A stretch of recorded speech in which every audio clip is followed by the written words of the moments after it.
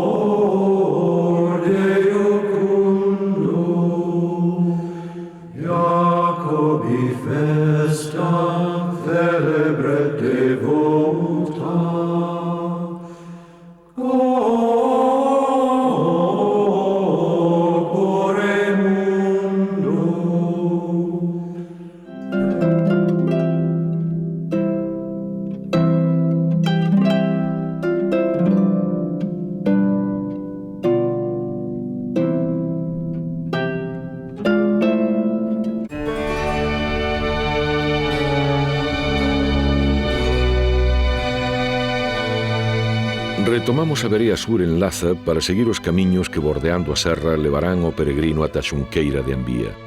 En primeiro lugar, aparece Soutelo Verde. Nada máis cruzar o Támega, recíbenos a Capela das Dores, a primeira deste novo traxecto.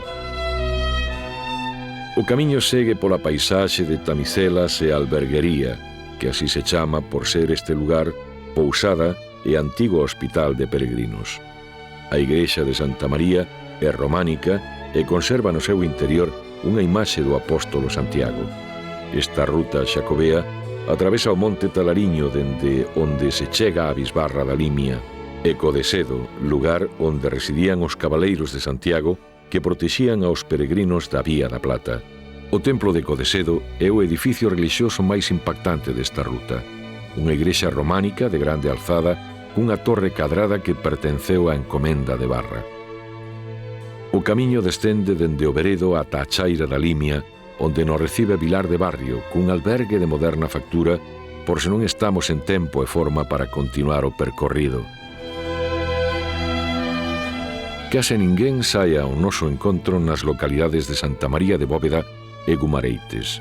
En Bóveda, deterémonos para coñecer o que queda do casarón do Marqués de Bóveda de Limia, un dos grandes da Orde dos Cabaleiros de Santiago. Tras Gumareites, ao lonxe, xa aparece ante nós Xunqueira de Ambía, unha vila en calma, arrecimada, construída ao redor da alta torre de Santa María Real, sede un mosteiro pertencente á Orde do Santo Agostiño e moi próxima ao Santuario dos Milagres, onde din que se apareceu a Virxe alá polo século IV.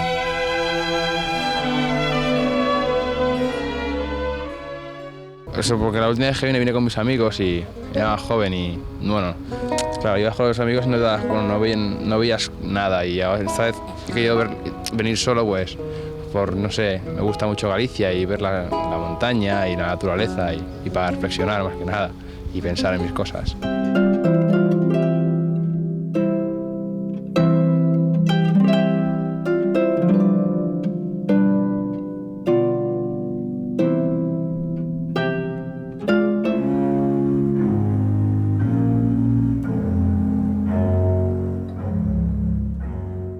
A Vía da Prata entre Xunqueira e Ourense tamén agocha tesouros arquitectónicos e espazos naturais dun interese especial, como o traxecto pola beira do río Arnoia.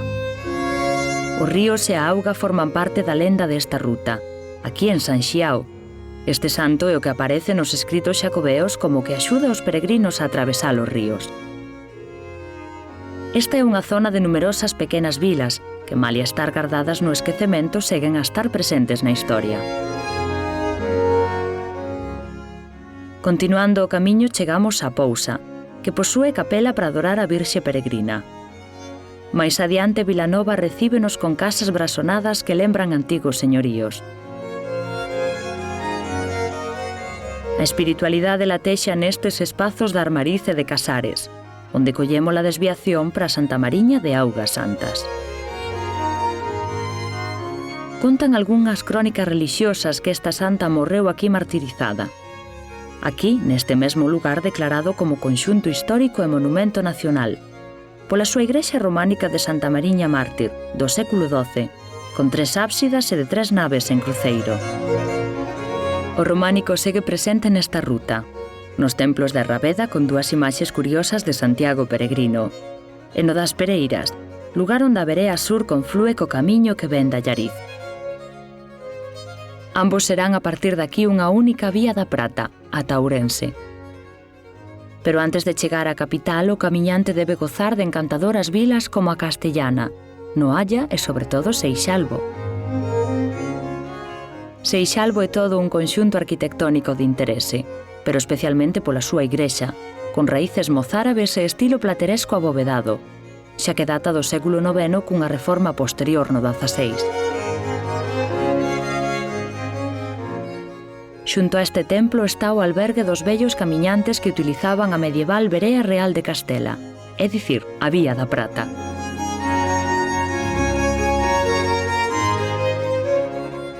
Pensábamos más unirnos el grupo. Veníamos 3 y centrarnos en nosotros 3, pero luego hemos conocido gente, por ejemplo, dos señores que normalmente no serían de nuestro grupo de amigos y nos llevamos fenomenal con ellos. Hacemos el camino por el día y por la noche nos juntamos y nos lo pasamos de vicio.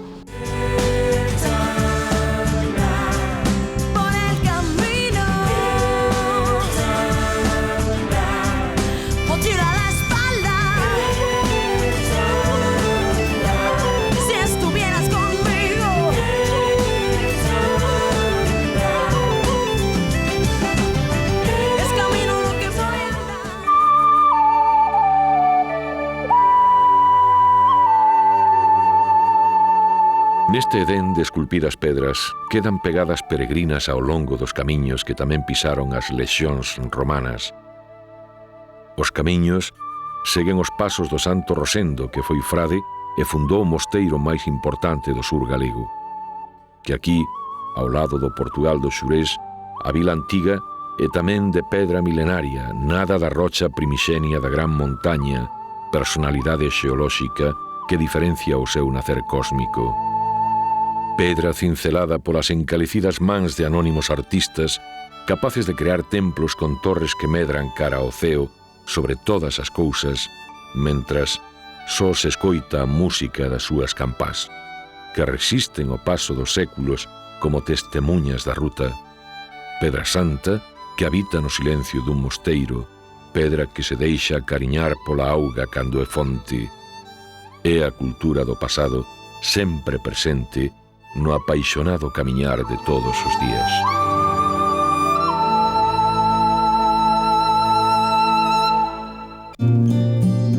Ai, quen me dera caldoída mariposa, poder voar, voar e entón sozinha buscaría entre as proles máis mimosas para beber o aroma cor de armiño.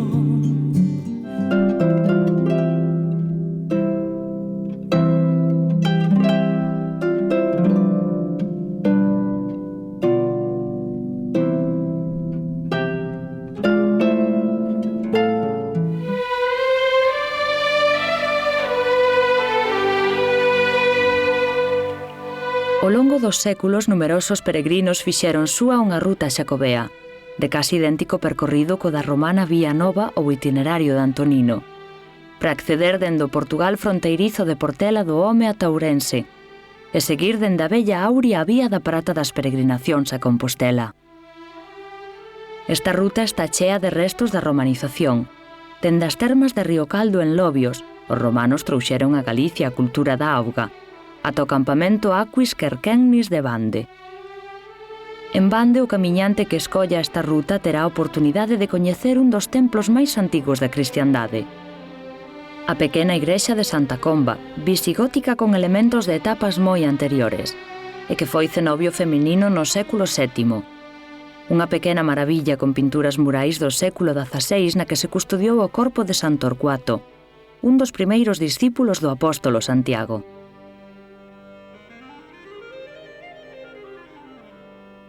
Esta ruta tamén se coñece como o Camiño de San Rosendo e tras lugares con encanto como Portela ou Berea chega a Celanova, a 43 km da fronteira.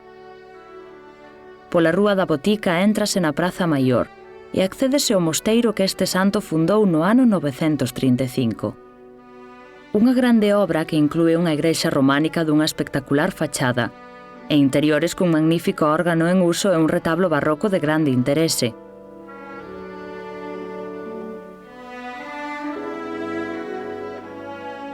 Claustros que nos lembran que este foi un dos cenobios máis influíntes da Iberia medieval. É unha preciosa capela consagrada a San Miguel, de estilo mozárabe. O camiñante curioso terá que deterse en Vilanova dos Infantes, por onde segue a ruta xacobea. O gran Curros Enríquez definiuna como unha aldea de zapateiros e músicos, pero vagar polas súas rúas irregulares e polas súas prazas é todo un prazer. No traxecto de Celanova a Ourense, o peregrino pasará por diante do Santuario da Virxe do Cristal, erixido por mor do achado dunha talla da Nosa Señora topada por un labrego. Os ríos Ourille e Arnoia poñen a música de auga deste traxecto, Traxixín. Pontefechas é un paso do século XVII. En Rabal e a Merca espertan a curiosidade os hórreos. E deste xeito entramos en San Cibrao das Viñas, que é municipio tecnolóxico, por unha bella calzada enlousada e con outra igrexa románica, a de San Ildefonso. E como pano de fondo aparece a cidade de Ourense.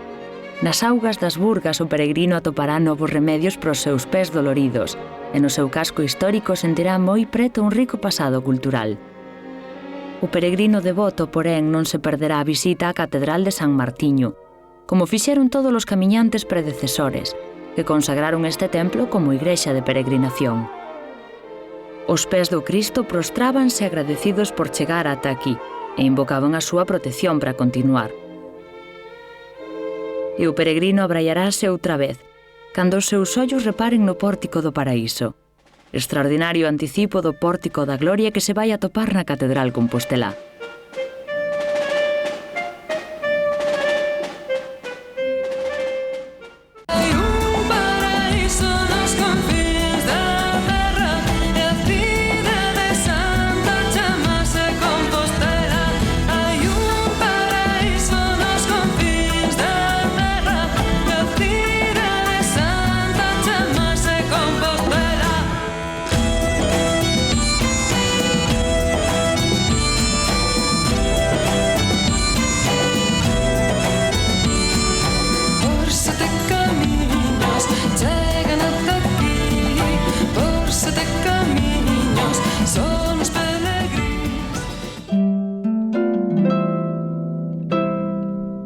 Peregrinos abralláronse coa paisaxe verdescente que percorremos ata este Ourense de auga de río e fonte, espellos da vibrante xeografía urbana nos seus recunchos máis lendarios. O camiñante, xa o sabemos, pode distinguir aquí, no contorno da súa catedral, a cidade máis antiga. Pero, a medida que os seus pasos o achegan ao Miño, coñecerá a nova capital que se estende ata o río e crúzao, e reviste as súas beiras, embelecéndoas para o lecer, porque, ademais de na Burga, tamén aquí nace a auga quente. E cando o peregrino atravesa o río pola bella ponte, ascenderá ata os miradores de Cudeiro por camiños que aínda chaman reais, aínda que é posible que antes prefira seguir os camiños da auga para percorrer a ribeira chamada Sagrada e compartir sentimentos cos antigos monxes de Ribas de Sil. Porén, o camiñar máis apaixonado será aquel que o leve pola ruta que marcaron as estrelas dende Tamallancos ata Cea e dende alí ata o máis antigo señorío monástico de Galicia, que é o de Oseira. Ahora, a la vez, es una experiencia muy interesante y como voy solo puedo realmente disfrutar de mi tiempo y del paisaje y del camino.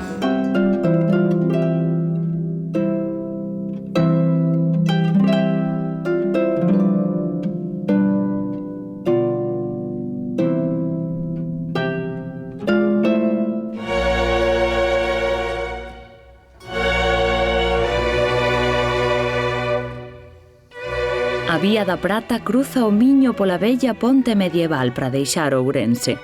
e ascende ata o mirador da cidade, que é Cudeiro. Dende aquí temos a mellor postal da bella Auriensis. Pisando un antigo e enlousado chan, o camiñante poderá coñecer en Soutelo o pazo do mesmo nome que indica a importancia da ruta. E no propio Cudeiro o templo dedicado a San Pedro nunha fermosa praza que completan unha fonte e un cruceiro.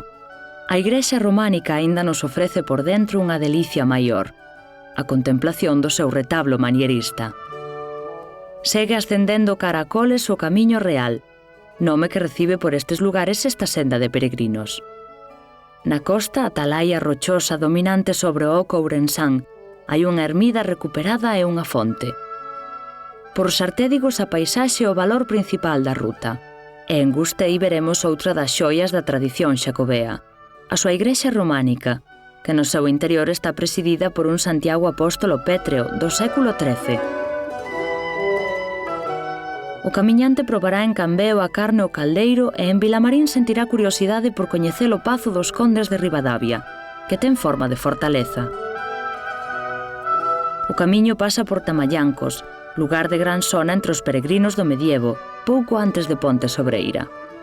E ao cruzar esta ponte o peregrino xa está na vila de Cea, próxima a Oseira, mosteiro chamado o Escorial Galego. E naturalmente en Cea o camiñante peregrino probará o pan desta terra, un sabor que se mestura nas súas rúas cos seus valores etnográficos.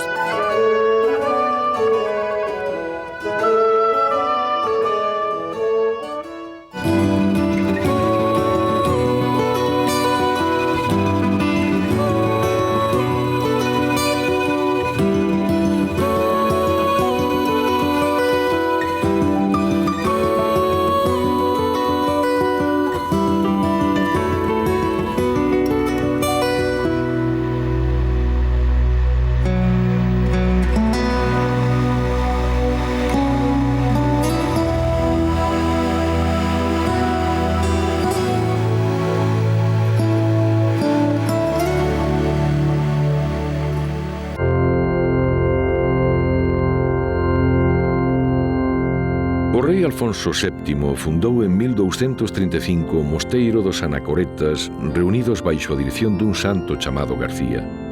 Suxeito a regra do Cister, floreceu en santidade, estudos e riqueza ao tempo que medraba o suntuoso edificio que Fray Tomás de Peralta chamou o Escorial Galego.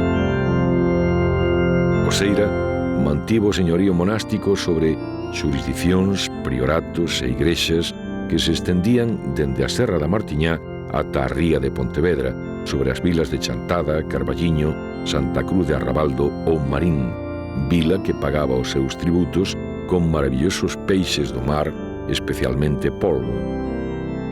Aos cistercienses de Oseira debemos os galegos o método e a técnica de preparar o polvo, o manxar máis apreciado nestas terras do interior, e o máis popular da gastronomía galega. Un pavoroso incendio afectou a maior parte desta impresionante edificación religiosa no ano 1552. No século XVI foi reconstruída de forma solemne e magnífica como se conserva na actualidade.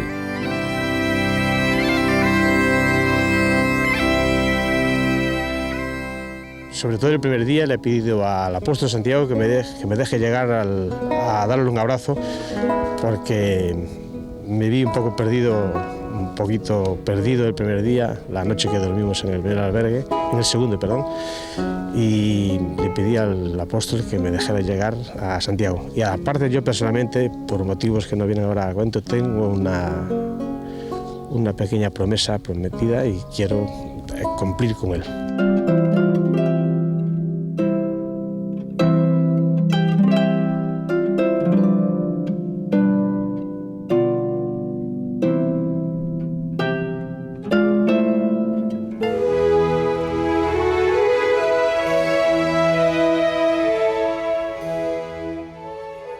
O peregrino abandona Cea despois de pedir a protección da Nosa Señora da Saleta e penetrar nas terras de Piñor. Aquí descubrirá os petos de ánimas, novas pontes medievais, cruceiros e fontes de lenda que tamén calman a sede. Cotelas e mirelas son exemplos da hospitalidade das xentes que aquí habitan. É exemplo da xenerosidade dos emigrantes de Arenteiro a esta sinxela igrexa dedicada á Virxe Peregrina. O camiño real segue por Mesón do Reino, e o camiñante abraiarase de novo na igrexa do Desterro, na Corna, na que se nota a influencia do Seira, nunha mestura de estilos que van dende o plateresco ao neoclásico, pasando polo gótico serodio, e nos seus retablos que son de pedra como os do Seira.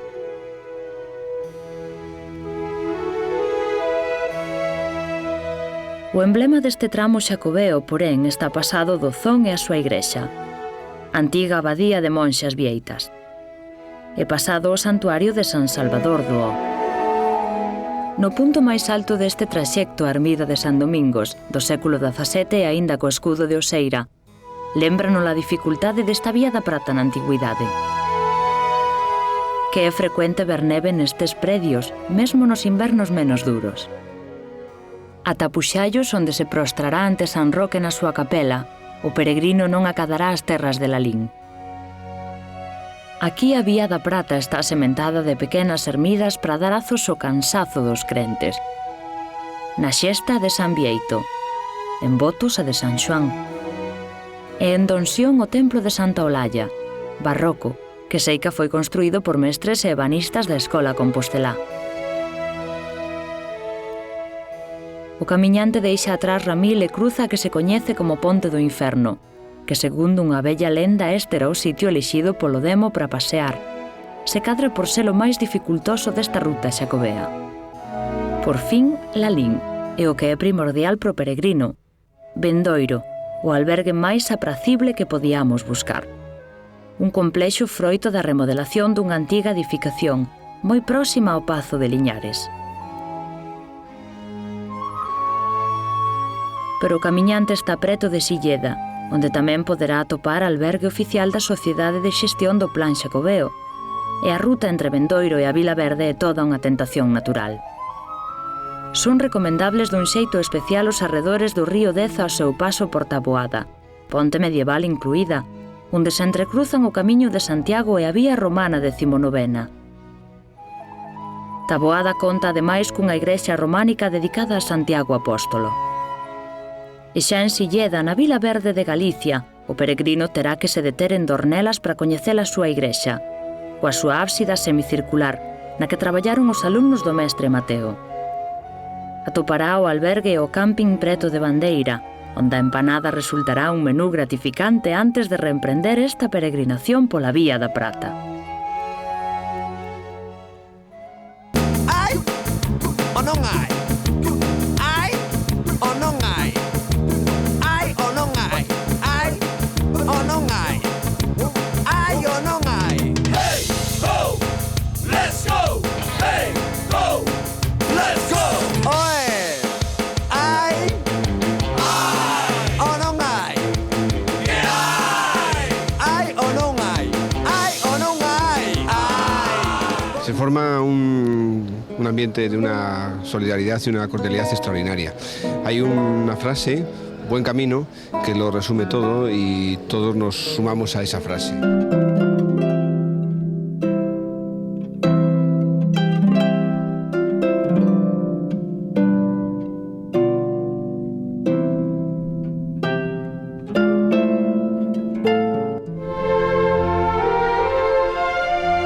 Atrás quedaron pequenas vilas como Foxo, Margaride e Chapa antes de chegar a Bandeira, que ofrece ao camiñante moito máis que empanada se está disposto a desviarse da ruta xacobea.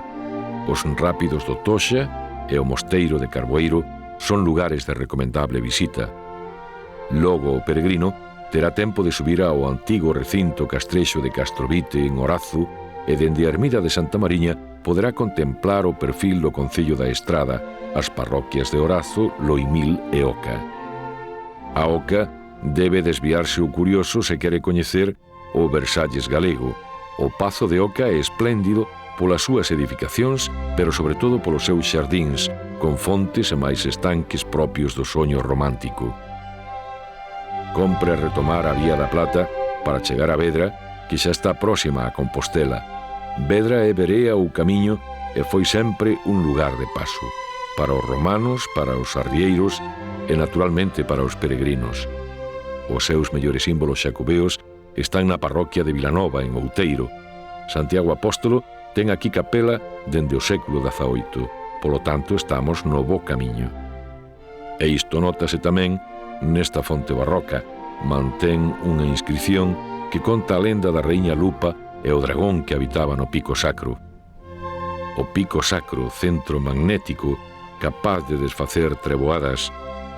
A raíña Lupa pedíronlle aquí axuda aos discípulos de Santiago cando regresaron de Xafa para lle dar sepultura aos restos do apóstolo.